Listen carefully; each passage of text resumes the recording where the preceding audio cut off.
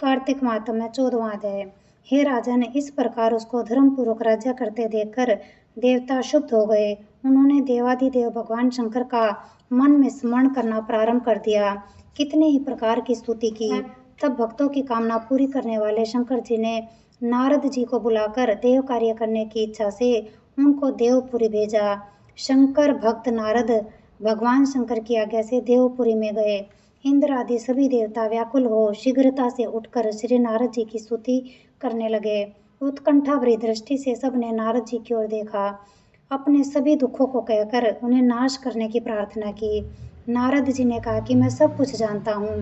ऐसा कह देवताओं को आश्वासन देकर श्री नारद जी जलंधर की सभा में आए। जलंधर ने नारद जी के चरणों की पूजा कर हंसते हुए कहा कि हे ब्राह्मण, कहिए आप कहाँ से आ रहे हैं और कहाँ कहाँ पर आपने क्या क्या देखा, यहाँ कैसे आए हो।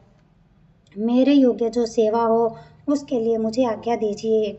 जलंधर के इस प्रकार के वचन सुनकर नारद जी प्रसन्न होकर बोले कि हे दानवराज महाबुद्धिमान जलंधर, तुम धन्य हो, क्योंकि इस समय सब रत्नों के भोक्ता एक तुम ही हो।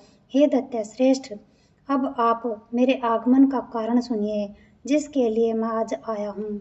हे दैत्यराज, मैं स्वेच्छा से कैलाश पर्वत पर गया था, जहाँ 10,000 योजनों में कल्प वृक्ष का वन है। वहाँ पर मैंने सैकड़ों कामधेनुओं को घूमते हुए देखा तथा यह भी देखा कि वह उन चिंतामणि से प्रकाशित परम दिव्य अद्भुत और सब स्वर्णमय है। मैंने वहाँ पार्वती के साथ स्थित शंकर जी को भी देखा, जो सर्वांग सुंदर गौर वर्ण त्रिनेत्र और मस्तक पर चंद्रमा धारण किए हुए है। यह देखकर मुझे बड़ा आश्चर्य हुआ कि उनके समान समृद्धिशाली त्रिलोक में कोई है या नहीं। हे दैत्येंद्र, उसी समय मुझे तुम्हारी भी समृद्धि का स्मरण हो आया और देखने की इच्छा से तुम्हारे पास आया हूँ। यह सुन जलंधर को बड़ा हर्ष हुआ। उसने नारद जी को अपनी सब समृद्धि दिखला दी। उसे देखकर देवताओं का कार्य करने के इच्छुक शिव प्रेरित नारद ने जलंधर की बड़ी प्रशंसा की और कहा, निश्चय ही तुम त्रिलोकपति होने के योग्य थे। तुम्हारे लिए ऐसा होना कोई विचित्र बात नहीं है। मैं देखता हूँ और तुम्हारे पास सब कुछ है, किसी बात की कोई कमी नहीं है। ऐरावत, उच्च श्रवय घोड़ा, कल्प वृक्ष और कुबेर की निधि तुम्हारे पास है।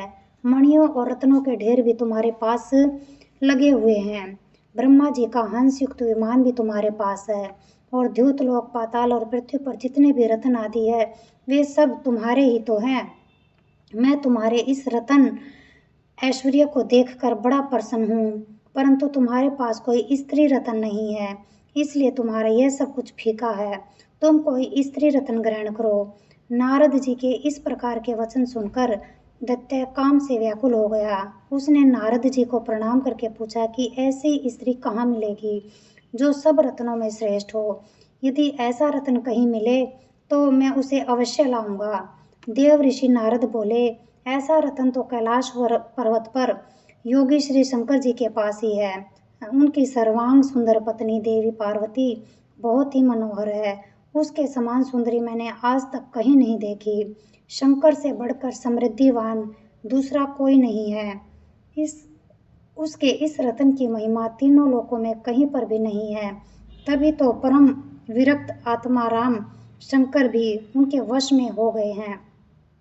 देवऋषि नारद उस दैत्य से ऐसा कहकर अन्य कार्य करने की इच्छा से आकाश मार्ग में चले गए। जय भगवान। सुख शांति, सुख शांति, सुख शांति।